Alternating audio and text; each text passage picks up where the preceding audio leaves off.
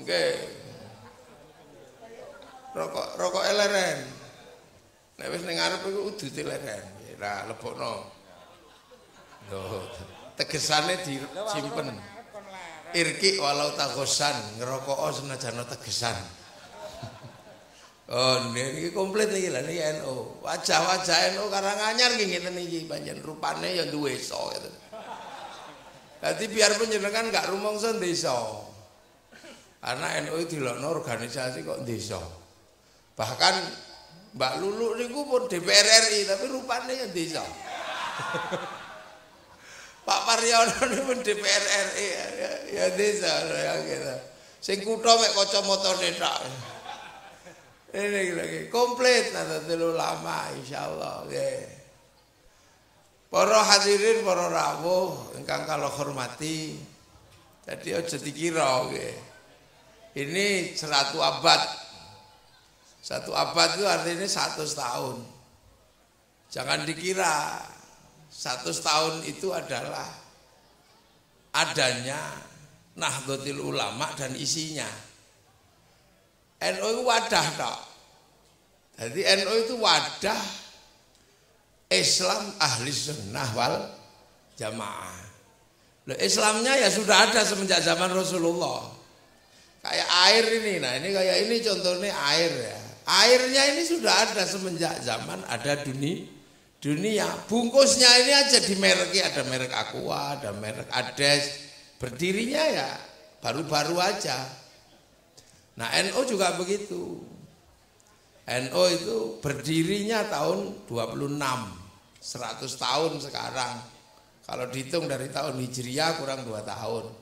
Kalau dihitung lebih 2 tahun, di Masehi kurang 2 tahun. Tapi dari hitungan Hijriah sudah penuh 100 tahun. Loh, makanya NU itu isinya ya sudah semenjak dulu. Tahlilan itu sudah ada semenjak sebelum tahun 26.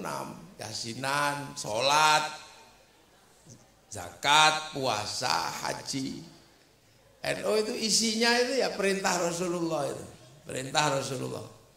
Islam syahadat, ya syahadat dari dulu ada. Sholat ya sama dari dulu. Puasa sama, zakat sama, haji sama. Nah, diwadahi oleh para ulama tahun 26. Untuk apa? Biar Islam itu tidak tercerai berai. Karena apa? Semakin jauh dari Rasulullah, dunianya semakin berubah dan semakin berkembang.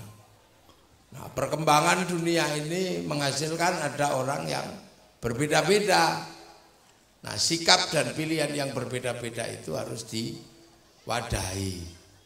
Satu contoh, di zaman Rasulullah orang sholat gitu ya, itu khusyuk luar biasa karena bersama Rasulullah. Dan kiblatnya juga nggak jauh di depan mata. Makanya di zaman Rasulullah orang sholat itu khusyuk. Nah, begitu setelah Rasulullah nggak ada, semakin jauh, kiblatnya juga semakin jauh. Di Indonesia kiblatnya nggak lihat Ka'bah, tapi lihat gambar jam, lihat apa lah ini. Makanya kemudian ada sholat yang agak mundur, ada yang berusaha tepat waktu, ada yang agak mundur kayak NU pujian. Nah, ini harus ada wadahnya orang model yang seperti ini. Dulu di zaman Rasulullah orang kalau sakit kalau apa minta didoakan Rasulullah. Tapi begitu Rasulullah nggak ada, minta didoakan oleh para ulama, para kiai menggunakan doa-doa yang pernah diajarkan oleh Rasulullah. Dan itu akan terus begitu, akan terus berkembang dengan coraknya masing-masing. Makanya harus ada yang mewadahi. Nah, yang diwadahi oleh Nahdlatul Ulama itu apa? Itu adalah Islam ahli sunnah wal jamaah yang ditinggalkan oleh para wali. Para wali. Nah, di sini ada yang mewadahi Islam yang ditinggalkan, diajarkan oleh Muhammad bin Abdul Wahab. Nah, namanya Wahabi. Ada yang ditinggalkan oleh ajaran Mirza Ghulam Ahmad, namanya Ahmadiyah. Nah, ada yang diajarkan oleh Kiai Ahmad Dahlan, namanya Muhammadiyah. Nah, itu makanya wadahnya macam-macam. Nah, wadah Nahdlatul Ulama ini adalah mewadahi Islam yang pernah diajarkan oleh para wali. Nah, para wali itu siapa? Para wali adalah orang-orang yang datang ke Nusantara untuk membawa ajaran Rasulullah Muhammad Sallallahu Alaihi Wasallam. Nah, para wali ini dapat dari mana? Ya dari guru-gurunya. Makanya kita ini punya tradisi ziarah ke guru-guru para wali untuk membuktikan bahwa para wali juga bukan orang yang pertama kali mengenal Islam. Wali Songo, Sunan Ampel itu diajari oleh gurunya, namanya Mbah Ibrahim Asmoro Kondi. Mbah Ibrahim Asmoro Kondi diajari gurunya, namanya Mbah Jamaluddin Al-Husaini Al-Kabir atau Syekh Jumadil Kubro. Diajari gurunya namanya Said Muhammad di Pasai sana. Diajari gurunya Sayyid Ahmad Jalaluddin di Campa. Diajari gurunya namanya Said Abdul Malik Mongol. Diajari gurunya namanya Sayyid Alawi Amil Faqih. Diajari gurunya namanya Said Ahmad Sokhib Mirbat. Diajari gurunya namanya Said Ali Khalid Qasam. Diajari gurunya namanya Said Alwi, diajari gurunya Said Muhammad, diajari gurunya Said Alwi, diajari gurunya Said Ubaidillah, diajari gurunya Sayyid Ahmad Al-Muhajir, diajari gurunya Said Aisyah, diajari gurunya Said Muhammad, diajari gurunya Said Ali Uraidi, diajari gurunya Said Ja'far Shodiq, diajari gurunya Sayyid Bakir, diajari gurunya Said Ali Zainal Abidin, diajari gurunya Sayyid Hasan Husain, diajari gurunya namanya Sayyidina Ali. Nah, ini yang belajar langsung kepada Rasulullah Muhammad Sallallahu Alaihi Wasallam. Nah, itu jadi bukan baru. Hanya para wali itu datang ke sini untuk apa? Membawa Islam sekitar tahun 1400. Sekitar tahun 1300, 1400. Sunan Ampel sendiri sekitar tahun 1400-an. Nah, Sunan Ampel ini para wali itu datang untuk membawa Islam saat bangsa ini sudah maju. Kenapa tahun 1400 bangsa ini sudah maju? Sudah. Wong tahun 300 di Kalimantan Timur sudah ada kerajaan Kutai Kartanegara. Tahun 400 di Malang sudah berdiri kerajaan Kanjuruhan. Tahun 350 di Jawa Barat berdiri kerajaan Salokonegoro. Tahun 400 di Jawa Barat ada kerajaan Tarumanegara. Tahun 600 di Jawa Tengah berdiri kerajaan Mataram. Artinya bangsa ini sudah bangsa yang maju. Makanya tahun 1250 bangsa ini pernah menaklukkan Mongolia, bangsa terbesar di dunia, menaklukkan Arab, menaklukkan Cina, menaklukkan Eropa, takluk dengan bangsa Nusantara. Namanya Singasari. Jadi bangsamu ini udah besar ketika Islam lahir di Mekah sana. Makanya ketika para wali datang ke sini untuk membawa Islam, kenapa para wali? Kalau yang lain kan panglima perang, yang lain adalah saudagar. Kenapa yang ke sini para wali? Karena di sini sebelum Islam itu Hindu. Hindu itu yang boleh ngomong agama kasta tertinggi namanya Brahmana. Brahmana ini sudah nggak ngurus dunia. Saudagar, petani, sekaya apapun kastanya Sudra. Makanya orang Sudra nggak boleh ngomong agama. Makanya kalau ada yang mengatakan Islam disebarkan oleh saudagar, itu secara teori nggak masuk. Karena apa? Saudagar itu kastanya Sudra. Makanya yang menyebarkan Islam ke sini para wali yang seimbang dengan Brahmana. Nah, ini Brahmana seimbang dengan wali. Makanya yang menyebarkan itu para wali. Nah wali-wali ini datang ke sini melihat bangsa sudah maju. Jadi nggak perlu lagi diajari yang sederhana-sederhana. Makanya nggak ada cerita wali mengislamkan orang Indonesia, terutama orang Jawa dengan cerita surga. Karena cerita surga bagi orang Jawa itu sudah imbang. Surga airnya mengalir, di sini air mengalir di mana? Mana? Surga banyak buah-buahan, di sini banyak buah-buahan. Bahkan di sini buah-buahnya lebih macam-macam. Ada cipluan, ada duet, ada kesemek, ada duren. Diceritani surga itu nanti banyak perempuan cantik-cantik yang bisa dinikah. Nanti kalau orang masuk surga dapat perempuan banyak. Orang sini nggak terlalu tertarik. Karena apa? Orang sini itu punya satu aja pusing. Karena cerewet. Nah di Arab sana perempuan itu nurut. Karena apa? Perang perempuan. Ya, berdagang perempuan, cari pakan perempuan. Makanya perempuannya nurut-nurut. Nah di sini perempuannya merdeka. Karena hampir pekerjaan besar malah dilakukan oleh perempuan. Nanam padi perempuan, ngambil kopi perempuan, panen perempuan, momong makan di bebek perempuan. Makanya perempuan Indonesia ini mandiri, bisa ditinggal oleh laki-lakinya. Makanya kalau laki-laki tinggal istrinya, laki-lakinya nggak kuat, tapi kalau perempuan tinggal istrinya biasa aja. Makanya itulah awal kenapa di Indonesia perempuan itu mandiri dan cerewet karena bisa hidup tanpa laki. Makanya jadi laki-laki di sini jangan sok-sokan, perempuanmu lebih merdeka. Nah itu awalnya. Makanya kalau di sini perempuan merdeka, berani ngomel, cerewet. Maka laki-laki yang di atas ini semua pasti kalahnya sama perempuannya di rumahnya masing-masing. Ya, nah itulah. Nah makanya para wali melihat Indonesia ini sudah jadi, mau diajari bahasa yang halus. Di Jawa sudah halus bahasanya. Akhlak berbahasa di sini sudah selesai. Makanya ada tingkatan makan, ada tingkatan dahar, ada tingkatan nedo. Tapi ada tingkat di bawahnya badok, ya ada. Ada tingkatan tidur turu, naik, tilem, bubuk, sare, nendro. Ke bawah ya enten, micek, dekok, ada. Orang mati, ya ada tingkatan atas, sedo, kapundut, marak sowan ngarsanipun Allah. Tapi sing ke bawah juga ada, mati bongko, modar. Nah ada di Indonesia ini sudah komplit. Ini bahkan hantu paling komplit itu Indonesia.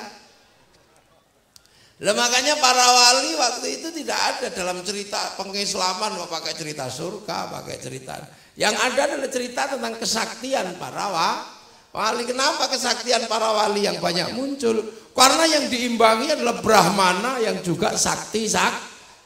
Mereka punya cakti dalam bahasa Jawa kuno. Cakti itu kemampuan yang tidak bisa dinalar oleh akal. Makanya yang bisa ngelawan cakti itu namanya karomah. Nah, wali punya karomah, kiai punya maunah. Jadi kiai yang bisa nyuwuk ini ya kiai yang punya maunah, berlapuh gitu. Itu ada gitu. Ya tak dongakno setrume gantek ngono to. Makanya kudu ngecas, kudu tirakat, kudu posok setrume entek ya ngono ya angin tok. Lah inilah makanya sakti. Nah, yang paling berat dipikirkan oleh para wali itu bukan apa-apa. Karena ketemu bangsa yang maju. Sehingga kemudian yang dipikirkan oleh para wali, jangan sampai Islam menghambat kemajuan bangsa Nusantara.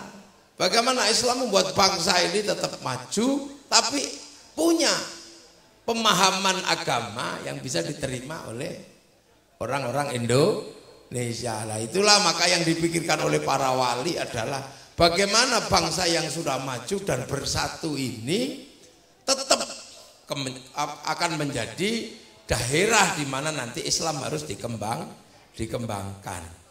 Nah ini bangsa yang sudah punya agama, punya suku, punya bangsa yang tadinya hanya di dalam catatan. Wa ja'alnakum syu'uban wa qabaila lita'arufu. Ini bangsa yang berbeda mana? Arab ketemu bangsanya satu. Ya, orang Eropa ketemu bangsa satu, Cina ketemu bangsa satu. Begitu maksud sini, wah bangsa beda-beda, suku beda-beda. Afghanistan itu sukunya cuma 7, di sini 700 lebih. Nah itu sudah berbeda-beda.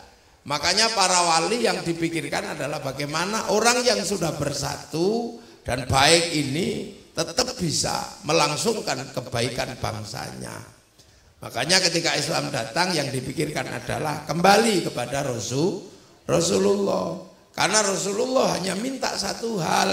Kalau kamu ketemu bangsa yang berbeda-beda suku, bangsa, agama, hiduplah rukun saling bertanggung jawab.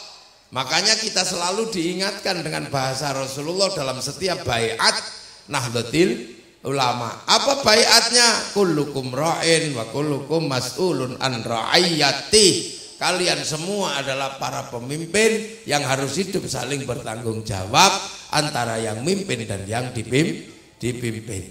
Nah, konsep berbeda-beda suku, bangsa, agama tapi hidup saling bertanggung jawab dalam bahasa Rasulullah disebut ra'iyah. Ra'iyah adalah hidup berbeda suku, bangsa, agama tapi saling bersatu, saling bertanggung jawab. Ra'iyah yang disampaikan Rasulullah itulah yang disampaikan oleh para wali, dijadikan alat pemersatu sehingga orang Indonesia disebut ra'iyah sesuai perintah Rasulullah yang diserap ke bahasa Indonesia menjadi rakyat. Rakyat adalah bahasanya Rasulullah. Jadi jangan dikira rakyat itu bukan bahasa PKI. Rakyat itu bukan bahasa siapapun, itu bahasanya Rasulullah. Kullukum ra'in wa kullukum mas'ulun an ra'ayati. Sehingga ra'iyah diberlakukan di Indonesia, diserap ke bahasa kita menjadi rakyat. Rakyat adalah bahasanya Rasulullah, dan satu-satunya bangsa muslim dunia yang sanggup mengambil kalimat ra'iyah untuk menyebut warga bangsanya hanya muslim Indonesia.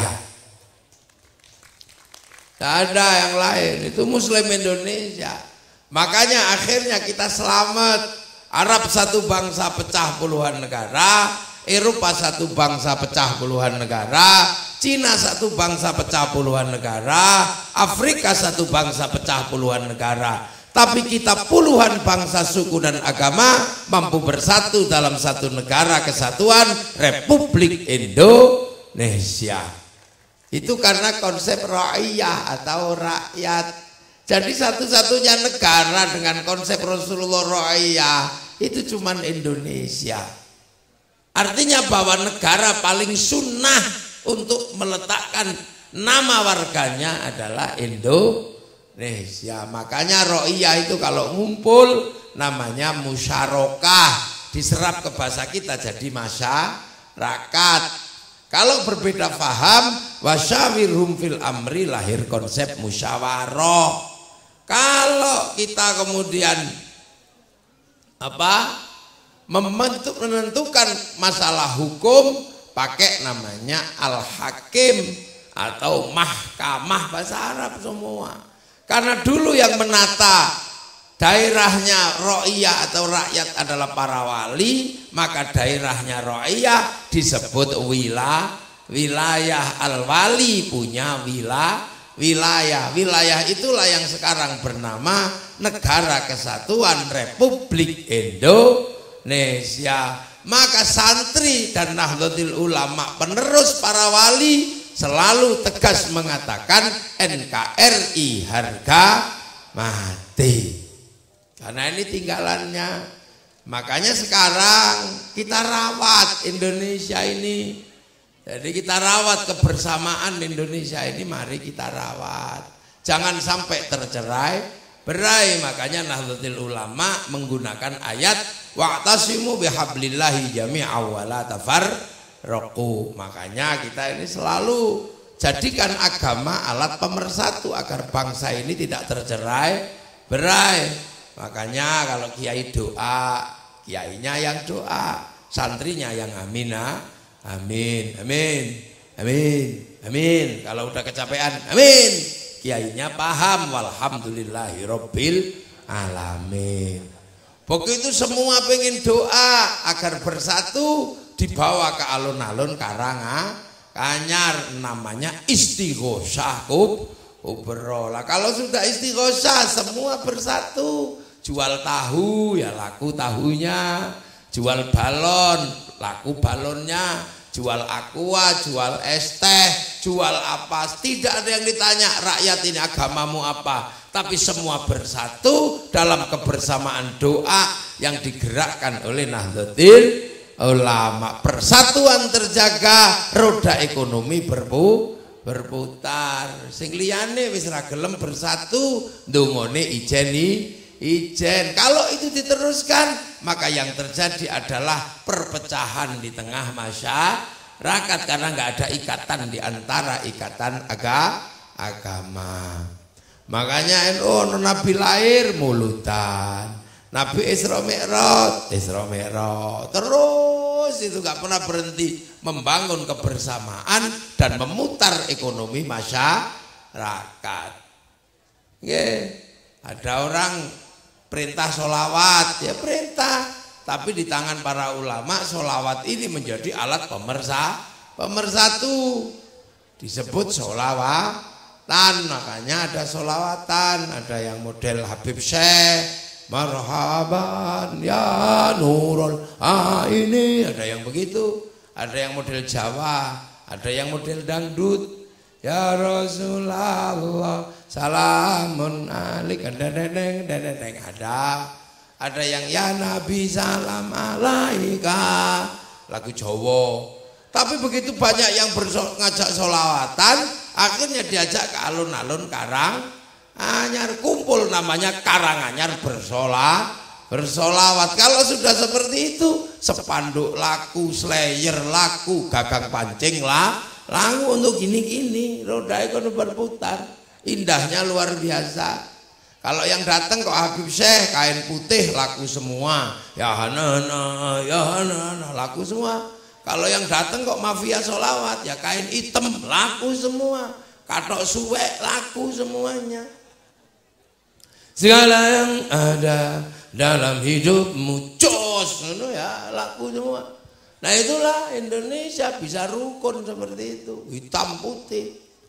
Ada orang mati yang bersatu siapa? NU 3 hari, 2 hari, 4 hari, 7 hari, 40 hari, semua bersatu, rukun, bisa bersedekah dalam keadaan susah. Alladzina yunfiquna fis sarra'i wad dharra'i, dalam keadaan susah pun masih bisa bersedekah. Akhirnya apa? Indahnya luar biasa. Datang ke makam para wali, akhirnya bis pariwisata laku, nyambut tamunya wali. Akhirnya apa? Ojek laku, jual nasi laku, jual katok laku, semuanya laku. Nah semuanya laku, akhirnya apa? Bisa hidup di situ semuanya, sampai copet bisa hidup di makam para wali. Kalau nggak NU nggak ada yang begitu. Akhirnya semuanya bisa berjalan. Nah ketika semuanya bisa berjalan seperti itu, di makam juga rukun. 1B sallallahu ala Muhammad, sallallahu ala Muhammad, rukun. Di sebelahnya ada la ilaha illallah, la ilaha illallah, rukun. Sebelahnya ila kadratin Nabil Mustafa Muhammadin sallallahu Fatihah. Ada yang fasih, rukun semuanya. Satu orang datang pakai baju, nggak bawa rombongan, dikira copet, nggak taunya apa, manggil temannya, rombongan dari Karanganyar, ditunggu di bis, itu ya rukun. Betapa indahnya. Akhirnya orang Karanganyar ziarah Jombang, rindu makam Gus Dur, rindu makam Mbah Hasyim, ziarah ke Demak, rindu makam Sunan Kalijogo. Seluruh tanah yang diziarahi menghasilkan kerinduan dan rasa cinta. Dan rasa cinta yang tumbuh karena berziarah itulah menjadi cikal bakal cinta pada tanah air. Kalau itu semua terjadi, makanya nggak ada teroris dari kalangan santri yang suka ziarah kubur. Seluruh teroris tidak ada satupun yang senang ziarah kubur karena nggak ada yang ditakuti. Nah ini terus berjalan berputar. Makanya untuk menjaga kebangsaan NU ngeluarin duit setiap bulan. Mulutan ngeluarin uang. Setiap pengajian kayak begini habis berapa? Banyak sekali. Salam 1 tahun mulutan Isra Mi'raj. Ada orang wati. Makanya kalau Nahdlatul Ulama sampai bantingan pakai koin. Karena memang NU menjaga bangsa ngeluarin uang yang sangat banyak. Yang lain sama sekali nggak pernah keluar uang. Mulutan diem, khol diem, Isra Mi'raj gak keluar uang. Makanya gedungnya bagus-bagus, masjidnya bagus-bagus, karena belas gak pernah ngeluarin uang untuk merawat bangsa. Nah itu, belum sampai gak usah heran. Nah itulah makanya yang lain diem belas, tapi ngerasano enaknya bangsa yang terjaga gitu loh. Coba, nah ini makanya pemimpin tertinggi Dewan Perwakilan Rakyat, Majelis Permusyawaratan Rakyat. Mbak Lulu, Pak Paryono itulah harus ngerawat kayak begini. Makanya kalau sampean punya kegiatan itu datang aja ke rumahnya bawa proposal. Lah ya harus begitu. Mbak Lulu itu harus ngeluarin uang banyak, apalagi PKB partainya selalu mengatakan bahwa PKB lahir dari Nahdlatul Ulama. Maka setiap pengajian NU minta proposal ke Mbak Lulu, itu harus begitu. Kalau enggak ya bohong namanya. Ayo gantian. Itu. Yang selalu mengatakan bahwa bangsa ini dibangun oleh Bung Karno, maka kemudian ketika NU ngerawat bangsa tinggalannya Bung Karno, ya bawa proposal lah ke Pak Paryono, kan gitu aja. Sama biasa. Jangan ke yang lain. Kalau ke yang lain kita masih bertanya itu teman apa enggak tahu dia cara ngerawat bangsanya. Lah itu makanya Mbak Lulu tak suruh berdiri di depan situ sama Pak Paryono. Lah itulah yang satu adalah Pak Bung Karno yang mewariskan bangsa, yang satu Nahdlatul Ulama, satu dari NU, dari PKB, satu dari PDI. Jadi kalau mengatakan PKB adalah bagian dari Nahdlatul Ulama, ya setiap kegiatan NU jangan pernah sungkan-sungkan, bawa proposal. Kalau tidak ada di Karanganyar, datang aja ke Jakarta, ke rumahnya di sana. Kalau nggak keluar uangnya, ya berarti nggak NU, itu aja. Pak Paryono juga sama, makanya Pak Paryono ini dulu awal-awal gerakan NU Karanganyar, ya saya minta Pak Paryono tanggung jawab. Makanya beberapa puluh tahun yang lalu keliling ya duitnya Pak Paryono itu. Yang lain karena belum punya duit, baru Pak Paryono itu. Jadi kalau sampean tahu beberapa tahun yang lalu MWC NU bisa keliling di tiap MWC, ya duitnya Pak Paryono itu. Iya. Setiap waktu beberapa tahun yang lalu, pokoknya saya tak kasih tugas, saya nggak mau tahu. Setiap akhir bulan 1 MWC harus bikin kegiatan akbar, ya Pak Paryono itu duitnya dulu. Gak tahu dapat dari mana, akhirnya barokah jadi DPR RI. Nah, besok Mbak Lulu juga sama itu. Dibagi tugas saja, berapa MWC dibagi 2 gitu aja.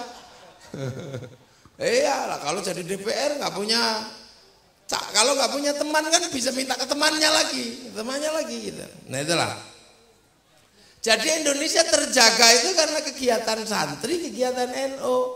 Persatuan terjaga, roda ekonomi berputar. Makanya kita bisa ngaji, bisa sini menyampaikan pesan-pesan kebangsaan, pesan kenegaraan.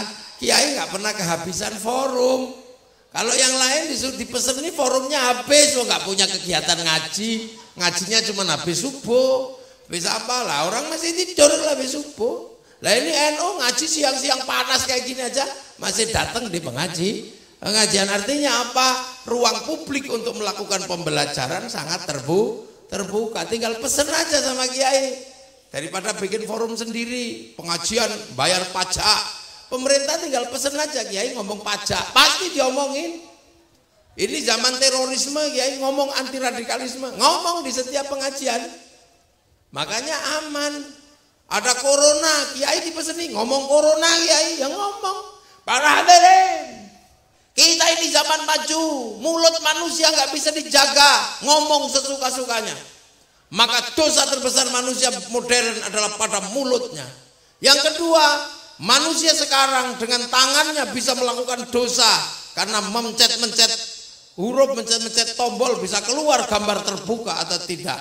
Tangan manusia adalah alat anggota tubuh yang paling berdosa. Makanya mulut berdosa, tangan berdosa. Diturunkanlah corona. Agar apa? Mulut dikasih masker, tangan dicuci pakai hand sanitizer. Betul, betul. Padahal kiainya ngarang. Wong ora ngerti corona. Tapi ya diterima aja lah. Itulah makanya akhirnya tenang. Dan Kiai NU paham. Karena apa? Orang kalau ngomong agama nggak bisa dihentikan karena paling menang. Makanya di NU kiai itu dibagi dua. Yang satu kiai sakti, yang satu kurang sakti. Kalau saya ini kiai kurang sakti, makanya nggak usah dibatasi karena kiai cukup udah panas berhenti saya. Tapi ada kiai yang paling sakti siapa? Kiai kalau sudah khutbah Jumat, wah itu paling menangan, nggak ada musuhnya. Karena nggak ada orang protes. Waduh, yang sudah Pak Khotib sudah, wadah diem aja. Makanya khotib itu biar nggak ngawur dikasih tongkat sama suruh baca teks. Kalau baca teks ya pasti sopan, itakullah, itakullah. Karena kalau teksnya lepas takut ditiup kipas angin, maka dipegangi. Tongkatnya itakullah, lepas tongkat takut jatuh. Makanya orang kalau pegang tongkat sama baca teks lagi khutbahnya tenang, itakullah, itakullah. Tapi begitu tongkatnya nggak ada, maki-maki orang saudara Jokowi ya pasti begitu. Makanya kalau mau melihat masjid itu agak galak atau tidak, ya lihat tongkatnya. Kalau nggak ada tongkatnya, nah itu biasanya galak-galak. Nah itulah. Makanya, nah itu NU pasti ada tongkatnya. Nah itu maka polisi TNI harus tahu itu. Nah inilah cara NU merawat bangsa, merawat negara. Kalau kegiatan seperti dipasrahkan sama bupati, bangkrut bupatinya. Wong ini setiap hari selalu ada yang berani menanggung kegiatan ini seperti ini. Dulu ya Pak Paryono itu setiap bulan suruh nanggung kegiatan NU setiap MWC minimal 30 juta harus dikeluarkan. Nggak tahu Pak Paryono nyari dari mana. Nah, itu dulu di Karanganyar waktu bansernya baru 14. Zaman Rungono banser 14 itu. Rombongannya Selamat Dandung, mana orangnya ini ada. Banser baru 14 itu, baru gini naik terbuka itu, punyanya Satpol PP. Orang Karanganyar belum ngerti banser, setiap banser keluar dikira tentara, takut semua kalau banser lewat, wah ada tentara lari. Sampai di Ngawi aja dikira tentara, akhirnya masuk ke hutan lindung itu pakai tentara. Saya masih ingat nganterin ngaji, saya ngaji ke Ngawi, bansernya baru 14, pagar rusanya baru berapa entah itu. Loh, acaranya masih kathah nih. Oh, lagi nanti kondokit mau kan. Oh, kondokit mau lah aku assalamualaikum langsung leren ngono ae. Soalnya tadungano muga-muga eno Karanganyar semakin barokah. Yang sekarang panas-panas dalam darahnya akan lahir generasi yang kuat dari kalangan Nahdlatul Ulama. Kita semua dalam ridha Allah dan kita akan menyongsong abad kedua Nahdlatul Ulama. Nggih, terus assalamualaikum warahmatullahi wabarakatuh.